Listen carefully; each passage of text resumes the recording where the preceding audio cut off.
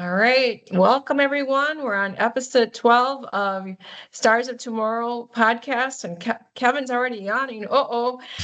This is Heather Cannon, the executive director and co-founder of Uniting Distant Stars, and we're glad to have you back.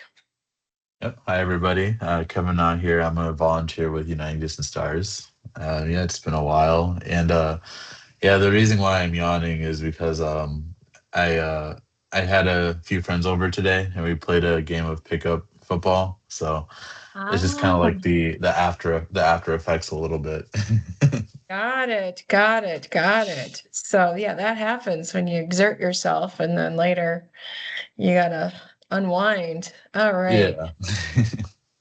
Well, today's episode, we really want to talk about some of the things we're doing. Right now, we started our strategic plan. The last time we did one was in 2018, and it was meant for 5 years. So that means we should have probably done this 2 years ago. But we're an all volunteer organization on this side. We have no paid staff, and our capacity is limited to what hours we have available outside of our work lives.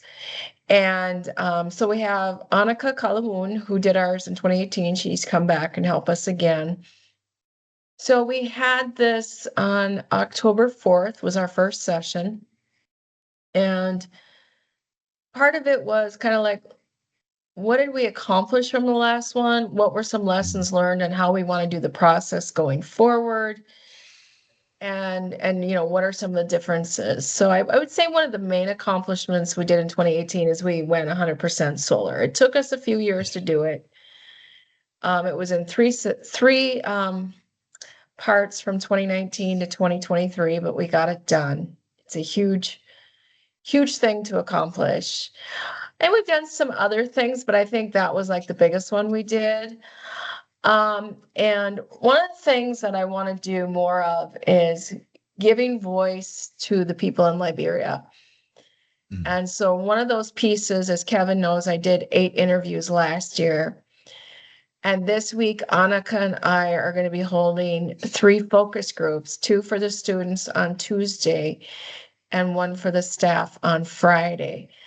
So she's leading that. I'm going to be more there just to listen in, or if, they need some clarification, I'll step in there. But I think it's going to be an opportunity to get more insight on them, on what their needs are, what their challenges are, so we can better align with what's needed over there.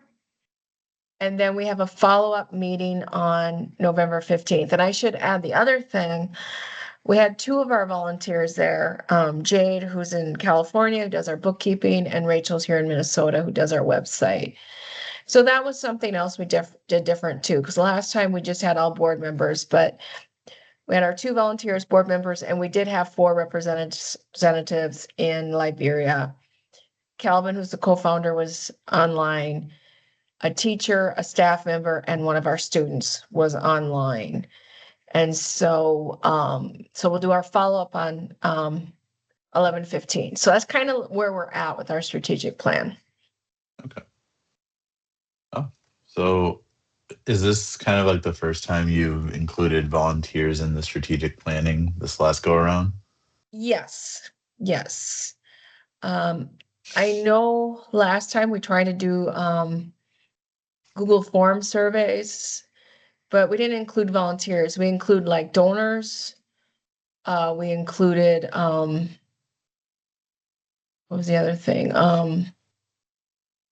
Students and staff, but we didn't have volunteers. And I think the volunteers are equally important because we want all the stakeholders in it. Right. You okay? Yep. Sorry. Just had That's a okay. little tickle there. Okay.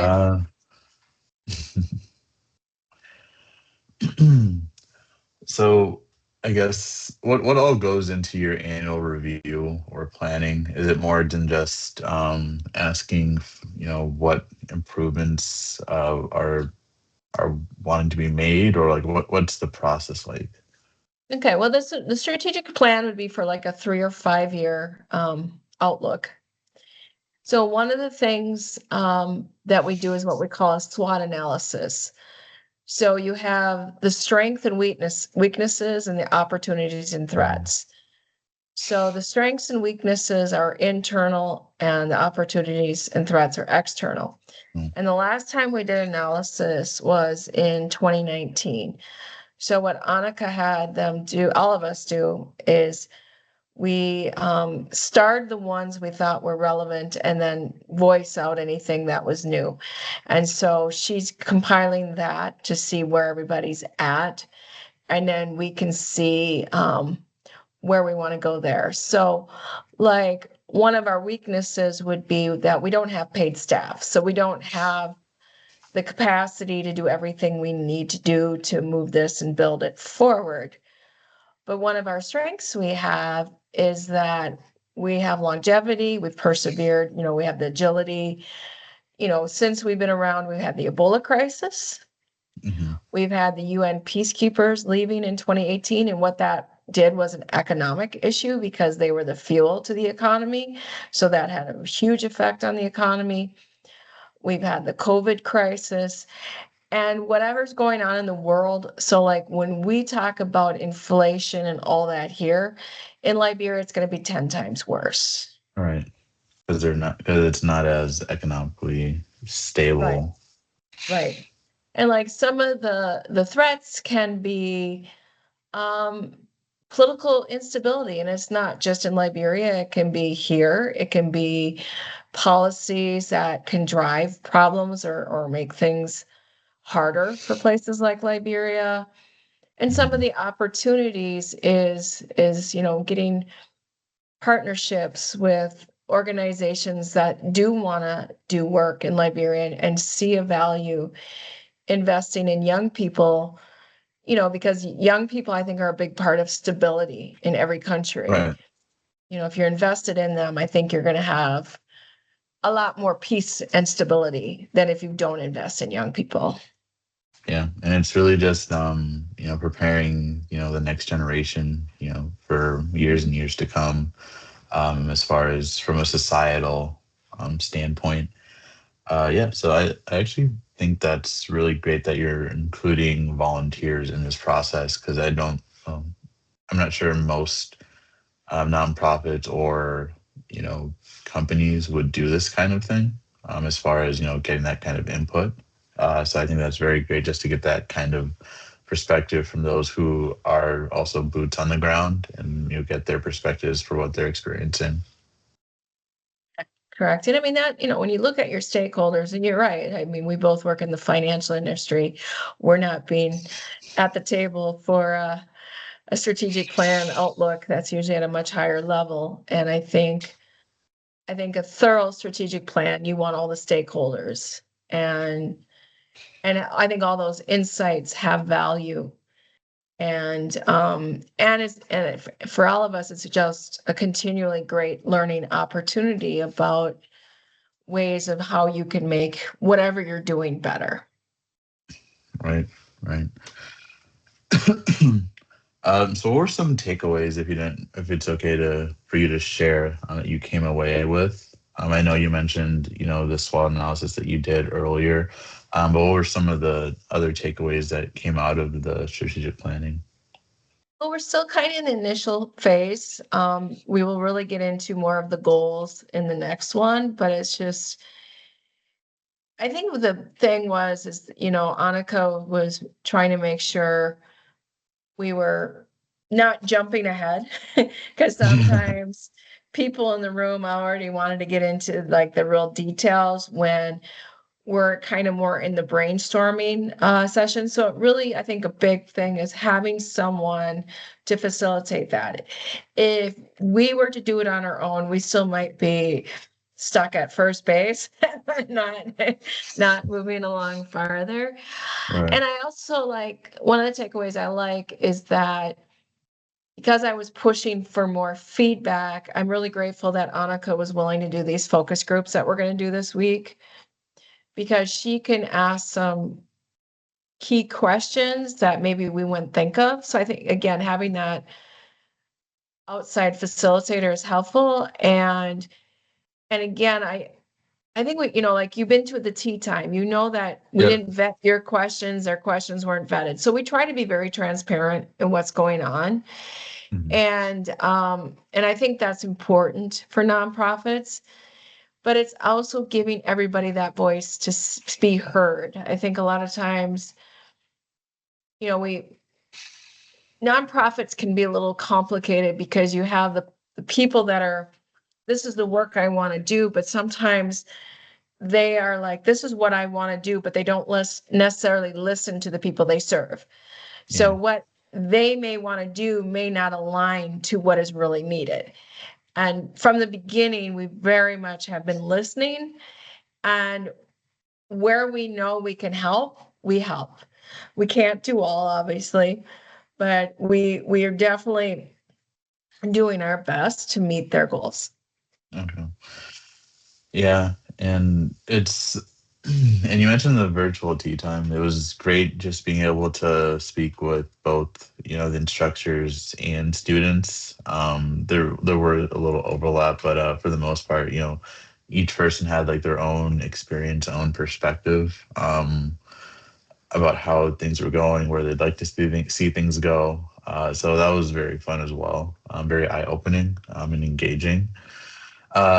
So given the current like you said, there's not a lot of visibility or transparency um, with most nonprofits when it comes to these kind of forums. Why do you feel it's important to have that level of transparency?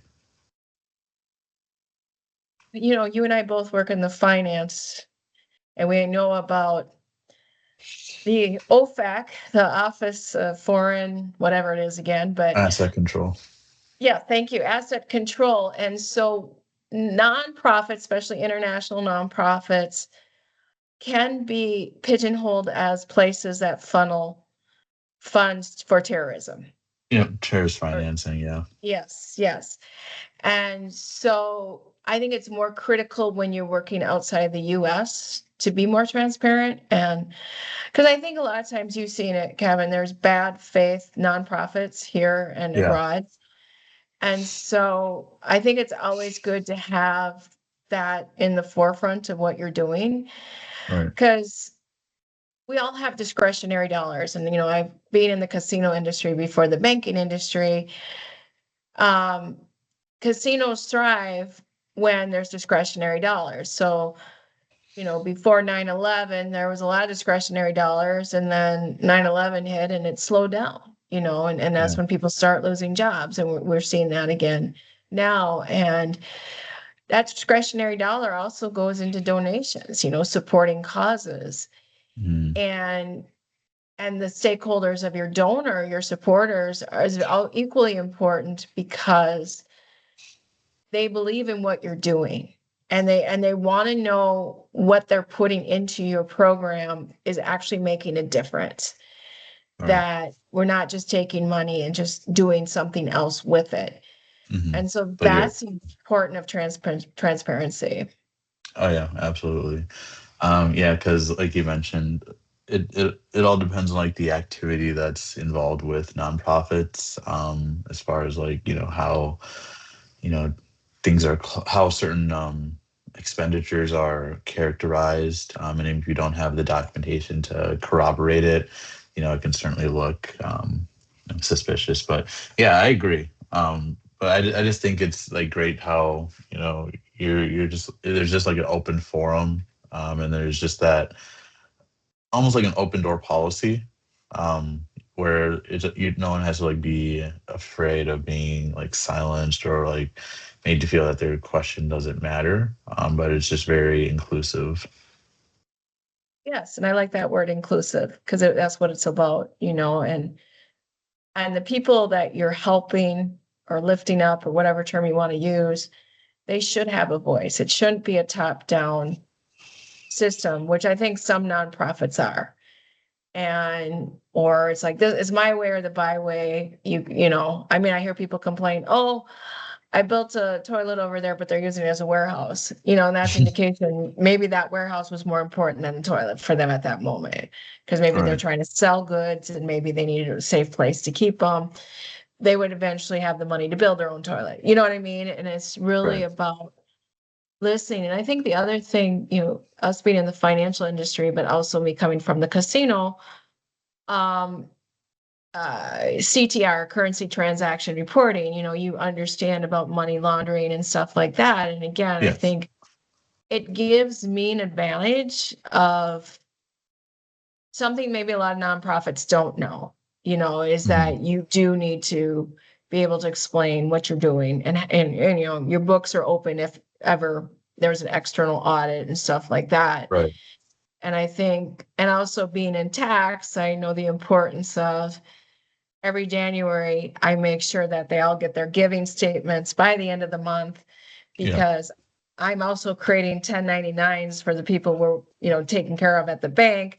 And that's Mhm. usually they want them by the end of January. Right. So because people want to be able to start doing their tax reporting. So I know that sometimes our life experience can also help us be better in what we're doing in our nonprofits. Oh yeah, absolutely. And I like how you had mentioned, having books and records for for transactions. It just made me think of the Foreign Corruption Practice Act. No, the Foreign Corruption Act. I think it's Yeah, I know what you're FCA. talking about. Yes. Yeah, Where just public there is a officials books and bribing, yeah, yeah. bribing There, officials and other governments. Yes. yeah, there is a provision on books and records, you know, and all that. So yeah, just Mhm. like seeing the parallels and just having that level of accountability, just so you're not hurting yourself in the long run. If Right. you're, I always thought of it like why some organizations don't just do things the right way. Because if you're doing what you're saying, what you claim to be doing, you're doing the right thing, then there's no reason to, do anything secretive. But just like be open. But having just like a books and records also helps you as well, just to know like where you stand at, and based on where you'd like to go, that way you're able to better gauge future opportunities of that nature. Yeah, and it's like, we're not a profitable nonprofit. On average, we're probably bringing in $25,000 a year. And but if you're not entrusted with small, how can you be entrusted, with the big stuff? And so I Right. think it's best that you start off right away, putting in the right systems, and like the young people, like, because they do charge tuition on that side, but that tuition goes back to the students. It's going to be their uniform. It's going to be their Right. ID card. It's going to go to part of what they need for materials, which is usually like a handout or something like that. But it's like, it's putting the money back into the program. Nonprofit is a business. It's Yeah. not, the big difference is we don't have shareholders. We're just serving Or people, you right, know, but you need money to to do the work. operate. And that's one of the biggest myths out there, that you shouldn't have any administrative costs. Well, we don't live in a world where that works. Things cost Right. money. And we have seen things that used to be free for nonprofits with the 501c3 exemption have slowly been eroded, where other people are now wanting to charge nonprofits for something that once was free. So everybody's been feeling that, because maybe, after the pandemic, there was a slowdown in giving, and that goes up and down, or wherever it's at. But um that's a huge myth that people have, but we do need that money coming in. It is so important, because no one can do anything with no money. Right. you Right. know Yeah. I mean, no matter what country you live in, it's like you need funds to operate and pay for things. Otherwise, how are right, you going to be able to do the work that you are setting out to do? right, right. And I learned it well. Lima Bowie, Liberian, and it was Christian Muslim women who got together, who did the peace um, demonstrations before the war ended in 2003. And she did an op-ed with a woman from Yemen who was doing the same thing. And they had both won the Nobel Peace Prize. And I think with Ellen Johnson's relief, I think all three of them got it at the same time. But they wrote a great article about they wouldn't have been able to do that without the operation funds. A lot of times you go through grants and stuff like that, it's for the program, but they don't give you the money for wages, transportation, communication. And they said if they didn't have those funds for operations, they would not have been able to succeed in their demonstrations, that ended up causing the peace in 2003. And it's like, yeah, that makes sense. But, if you try to go for grants, they don't always give you those operation funds.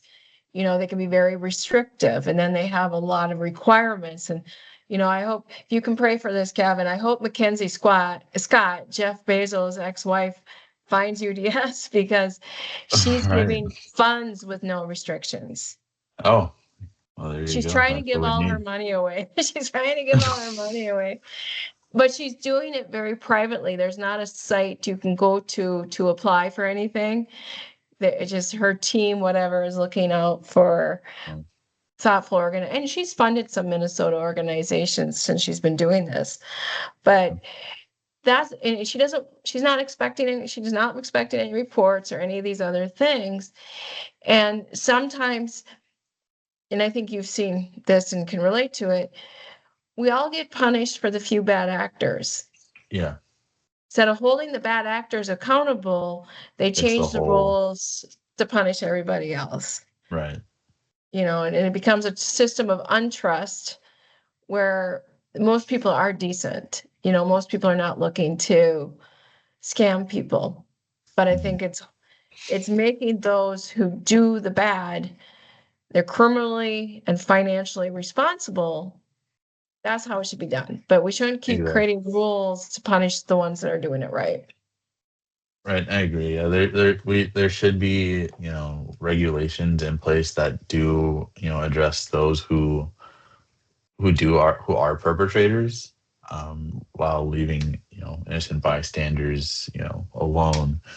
Like you said, it's like that analogy, one bad apple, kind of ruins it for the rest of the bunch. But it's like, yeah, but it's you but can yeah, you can but that's apples. We can't compare apples to people. It doesn't mean that. Okay, I look at it this, right? So I look at it this. So you and I both work in the financial sector. So say someone works at a financial institution, right? It's like a financial institution can do all they can do to, provide, like training and, training on ethics and like, company policy and things like that. But then it's like someone just goes out and does their own thing, which at the end of the day, they don't just get punished. It's something that, affects the entire organization. So that's just what I'm referencing. Nope, you got it. You got it. And again, that bad apple doesn't mean they're representing everybody, but unfortunately, everybody else gets dragged down based on feelings or whatever, not necessarily facts, but like, well, they're bad. That means everybody's bad, Right. And another thing that happened too, that again, being in the tax world that benefited us. One thing about being a 501c3 designated exempt organization through the IRS, there was a bit of an honor system until about, I don't know, maybe 15 years ago. Like as individuals, we fill out a 1040, but for a nonprofit, it's a 990 that they have to fill out. And sometimes the nonprofits weren't filling them out. And it wasn't all due to malicious. Some people didn't know they needed that. Right. Okay. Well, they have a rule in there now that if you don't complete one for 3 consecutive years, they revoke your status. Okay. And I mean, that's fair. Yeah. So, I mean, yeah. So, and it's very important when you get into this stuff that you try to understand because there's, I think the Minnesota Council of Nonprofits do their best to try to explain this. I think every state has something like that. So it's important to know what you're doing.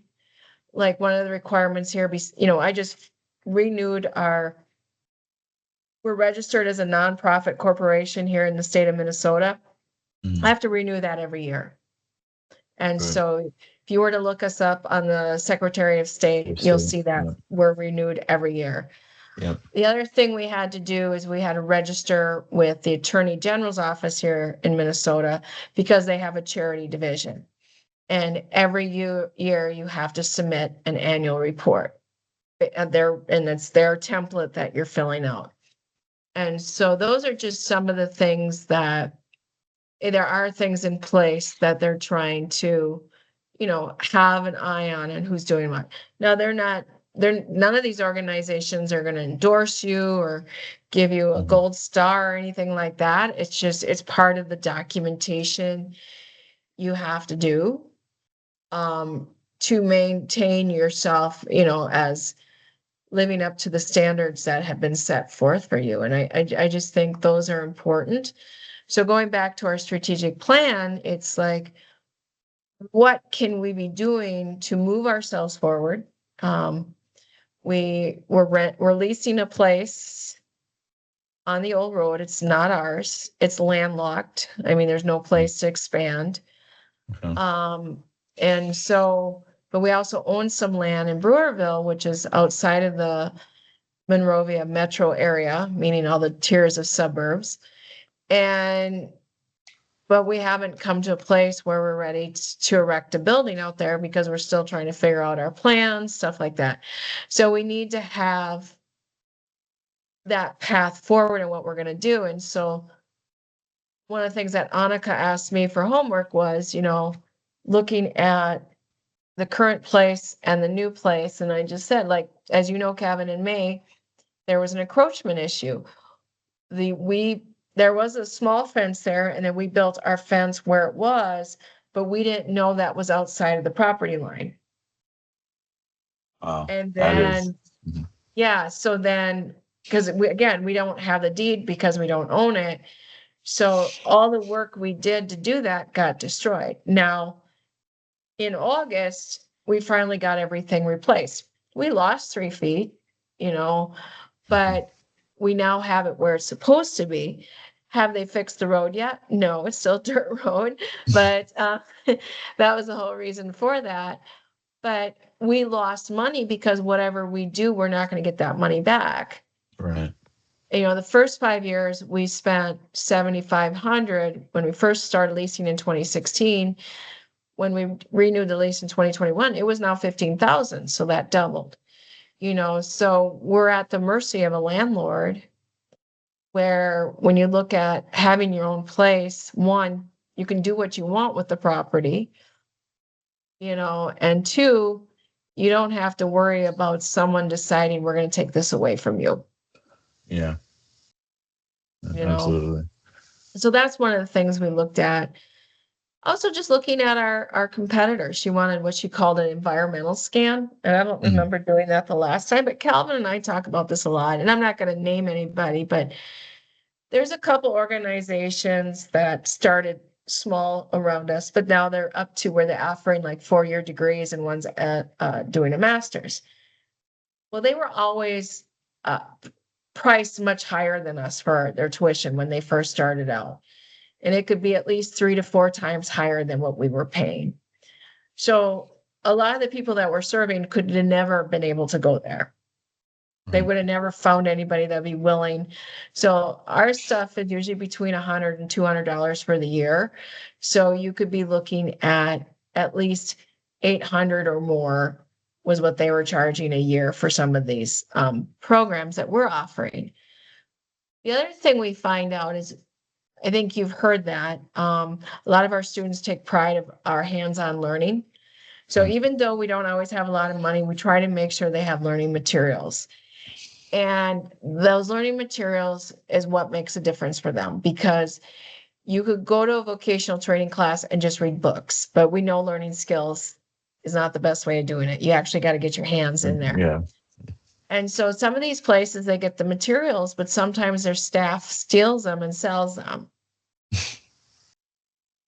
And one of the things that Calvin explained about us is that we have a very strong policy, and both the staff and the students have to adhere to the policy, and it's based on attendance. So both the staff and the teachers. We know schools around us, they don't pay their staff for 6 months. So why would the staff member care about coming to school? Well, part of our Right. policy is we're pay their stipend on time every month, and we have. Some of the government schools that are offering vocational training, they have nice facilities, they have all the learning materials, but oftentimes, again, they keep them in a warehouse. They're not always paying their staff. And those schools you can see quite often have protests from the students, Right. Mm-hmm. you know, and because we pay our staff, we make sure we value both our staff and our students, we don't have that problem. And the other thing too, like Kelvin does about 2 or 3 times a year, he has like an open forum, get the feedback from the students, talk Yeah. about struggles or whatever we're going through. It's just a very open That's good. forum, and again, they feel valued. I remember Theophilus after he graduated in 2023, he posted, UDS helps people that are normally invisible to now be seen. Wow, that's powerful.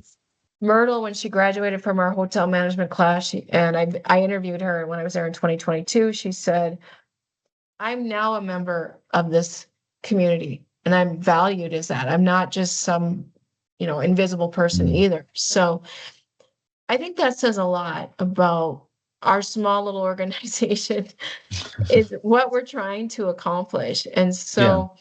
so the strategic plan is how do we move us forward to where we are now? And Or even beyond that. yeah, and beyond that. And again, too, we need to have a succession plan. We got to figure out who can take over on this side when I get to, that time where I can't do it anymore, and who can take over when Calvin is no longer able to do it, because we've been kind of the two main people that are totally vested in this because we co-founded it, Right. but no one lives forever. And and part of an organization needs to have that succession plan. And what does that look like?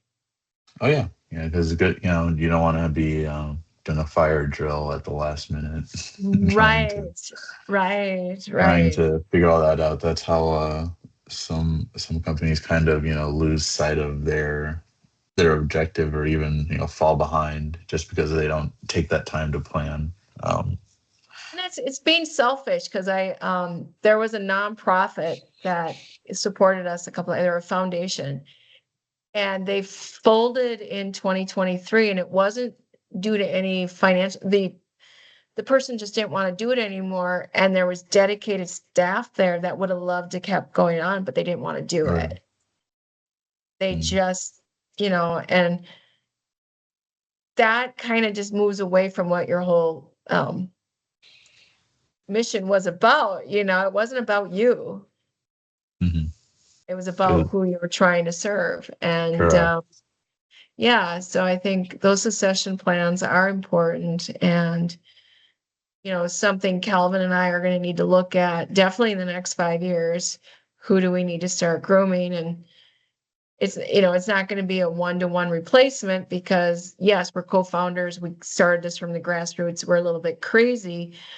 We can't expect 2 people on either side that's going to be as insane as we were to do Right. this. It's gonna take a A group to team. do it. Yeah, Yes, team a team effort. on both sides. So yeah, so there's got to be thought into that, and how does that look like? Yeah. Yeah. Yeah.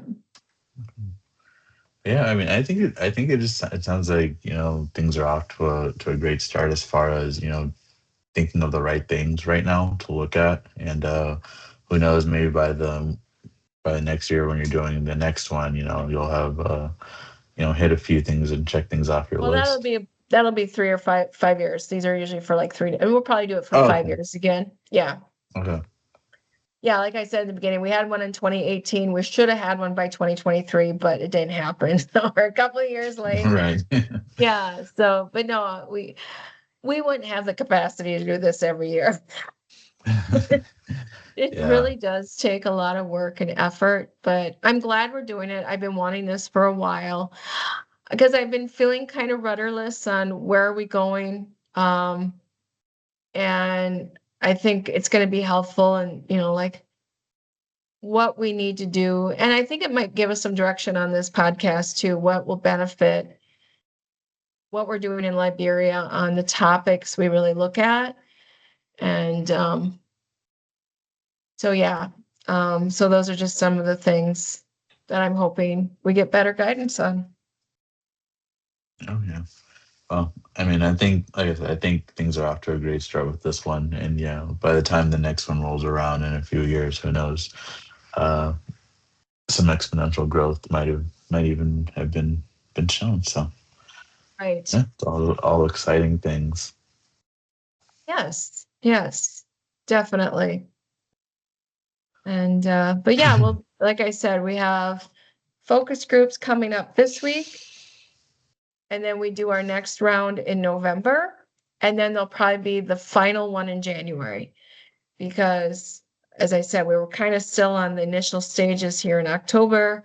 November, we hopefully get more into the goals.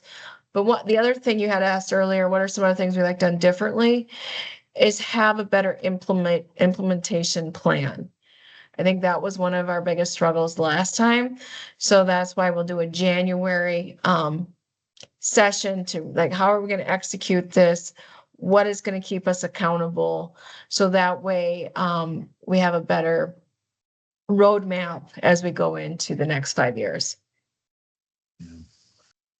Yeah. Well, yeah. I mean, that all sounds really great, Heather. Like, just being able to talk about that today with you and just like see where things seem to be trending in the right direction. It's very encouraging from my end. All right. Great. No, I think this is good. So yeah, I think it just gives people, what we're trying to do. So for announcements, don't have much. It's been kind of a challenge this year. Our last fundraiser we're going to have got canceled. So that's already been 2 fundraisers we had got canceled. I'm planning to meet with our website volunteer this Thursday to kind of like get some direction for year end, because I know we have Give to the Max Day coming up in November, which we participate in every year. There's Giving Tuesday in December. I should say we did add another, or I might have last time, but I'm going to say it again. Kim Cahote, she became our 8th Star Champion. It's our monthly donors, and we really value those monthly donors. We want to continue to build on that.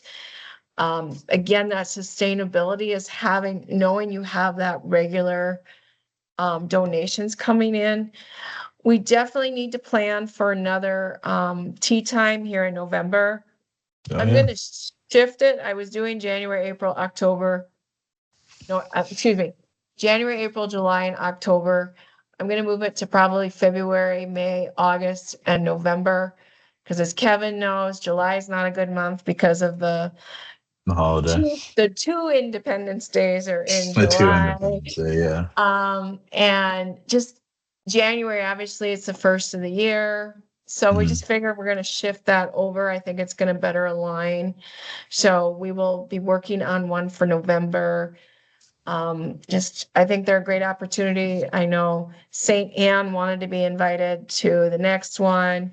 And so we'll be reaching out to people for that. I just think, and again, dry season, it should be better. There shouldn't be as many internet issues. And so, yeah, I think that's one of the things we're going to have coming up. The students are moving along. Need to get more information. I know they've been very busy on their side. So we need to get ourselves back on track on where we're at. I know Emmanuel, who is our cosmetology instructor, did post something on our Facebook group. They were doing some weaves. And so we will try to get more information on that side. And Kevin and I are definitely have another podcast we want to do. We're hoping if we can get all the actors together, and if Kevin can do it earlier in the day, because Liberia will be involved. Oh yeah. Yeah, certainly. And yeah, and I do apologize for, the past couple of weeks. It's just no, it's not my part-time job kind of gets conflicts a little bit. But yeah, once we were able to get a date hammered down, I can make whatever arrangements just to make sure we can do it a little bit earlier in the afternoon. Right. So we're hoping to have someone on Liberian side who's actually one of our instructors who's into journalism with someone here in Minnesota. And so we just thought it would be a great opportunity to have that conversation. And Kevin, there's another one I want to do with some Liberians. It's one of our 12th grade students. She's part of a dance group, and I've watched them build this up from the grassroots. They got quite a following. They were featured on Front Page Africa about a month or two ago. And I Okay. think and they're doing dance classes and stuff like that. And I think it just shows leadership, but it also shows, music and dance is part of the arts. The arts is very creative. It's getting more young people doing something constructive because we know there's a drug problem in Liberia. Mhm. So that's another one I'd like us to also get her and maybe some of the people that are part of that group have that conversation because it's showing youth leadership, youth taking the charge of something and growing something and making something Right. possible. And I think that'd be fun to shine light on that as well. So Oh, I think those are absolutely. some. I think we're heading into where we want to bring people in as what this we've already had two. And if we can continue to bring other people in and align it to what we're doing and some of the challenges and educating people about sometimes we think there's differences between our countries, but there's More not. similarities than you think. Yes, yes, yes. So that's, I think, are some of the things we can be expecting. And it is October 12th, and time is moving fast for 2025. So, Oh yeah, we only got about 2 months left in the year. right, right, right, right. So, yeah, we want to thank everybody who listens to our podcast. We welcome you to share, comment.